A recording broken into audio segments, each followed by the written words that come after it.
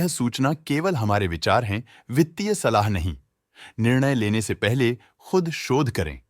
किसी भी लाभ या हानि के लिए हम उत्तरदायी नहीं हैं।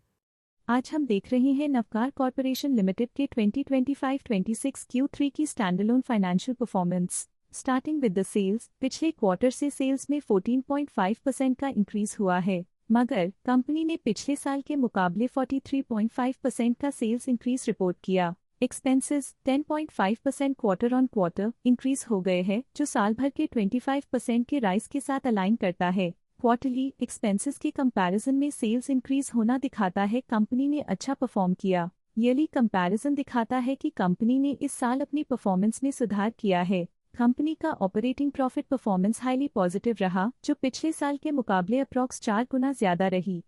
Quarter on quarter around 37% increase हुआ है। Operating profit margin OPM annual basis पे 12% से इंक्रीज हुआ है और पिछले क्वार्टर के कंपैरिजन में 3% से इंक्रीज हुआ है। एक्सेप्शनल आइटम्स को ऐड करके अदर इनकम पिछले क्वार्टर के कंपैरिजन में 66% बढ़ गई, बावजूद इसकी ईयरली डिक्लाइन -7.5% हुई है। इंटरेस्ट एक्सपेंसेस पिछले क्वार्टर से 8% अप हुआ, लेकिन ईयर ओवर ईयर डिक्रीज -17% हुआ है। डिप्रिशिएशन कॉस्ट्स में 3% का क्लाइम देखने को मिला और ईयरली बेसिस पे 14.5% का इंक्रीज देखा गया। प्रॉफिट बिफोर टैक्स एनुअली लगभग 2.5 गुना बढ़ा, लेकिन प्रीसीडिंग क्वार्टर से 129.5% बढ़ा है। इस साल कंपनी ने -13.5% टैक्स पे किया और क्वार्टरली कंपनी ने 38% टैक्स पे किया है। नेट प्रॉफिट ने ईयर ऑन ईयर लगभग 2 गुना का इंक्रीज दिखाया, लेकिन लास्ट क्वार्टर से 114.5% का इंक्रीज हुआ है। इस क्वार्टर में कंपनी का परफॉर्मेंस काफी अच्छा रहा।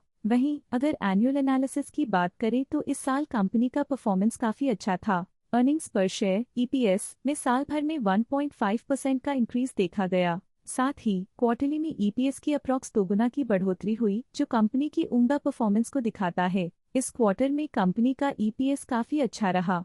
नवकार कॉर्पोरेशन लिमिटेड के फाइनेंशियल स्नैपशॉट को रिव्यू करते हुए कुछ मुख्य ट्रेंड्स सामने आए हैं, जो कंपनी की परफॉर्मेंस पे रोशनी डालते हैं। दिसंबर 2022 से दिसंबर 2025 तक नवकार कॉर्पोरेशन लिमिटेड की फाइनेंशियल जर्नी में सबसे पहले बात करते हैं सेल्स की। इस साल सेल्स में 18.5% की वृद्धि हुई है और पिछले 4 सालों में -9.5% की गिरावट हुई है, जो हाल ही में सुधार को दर्शाता है। 2 साल पहले के टेम्पररी डिप के बाद सेल्स में वृद्धि ने फिर से रफ्तार पकड़ी है, जो बाजार की साइक्लिकल नेचर को उभारती है। अब बात करते हैं एक्सपेंसेस की। इस साल एक्सपेंसेस 18.5% बढ़े हैं और 4 सालों में 13.5% का इजाफा हुआ है। इस साल सेल्स और एक्सपेंसेस एक साथ बढ़ रहे हैं, जो बैलेंस्ड ऑपरेशनल अप्रोच को दर्शाता है। इस साल ऑपरेटिंग प्रॉफिट में 23.5% की बढ़ोतरी हुई और पिछले 4 सालों में -91% की गिरावट हुई है। लगातार 2 साल की गिरावट के बाद इस साल ऑपरेटिंग प्रॉफिट बढ़ा है, जो ऑपरेशनल रणनीतियों में सुधार को दर्शाता है।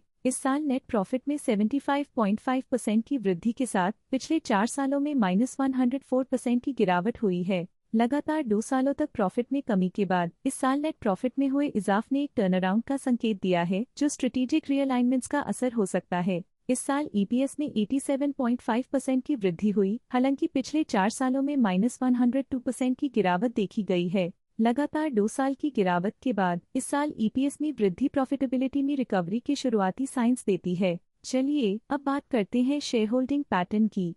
शेयर होल्डिंग रिपोर्ट्स कुछ इस प्रकार की हैं, जो के तक चलता है। ये रिपोर्ट कंपनी के शेयर्स की डिटेल्ड जानकारी देता है, जिसमें promoters, promoter groups, foreign investors, public investors और सरकारी एंटिटीज शामिल हैं। जब कंपनी के शेयर्स का अधिकतम हिस्सा प्रमोटर्स, FII, DII या गवर्नमेंट के पास होता है, तब ये माना जाता है कि कंपनी मजबूत हाथों में है, जो स्थिरता और मजबूत समर्थन को दर्शाता है और इस मार्केट की स्थिरता बनी रहती है। ये था कंपनी का करंट शेयर होल्डिंग पैटर्न। आज के लिए फाइनेंशियल सेक्टर में इतना ही। देखने के लिए धन्यवाद।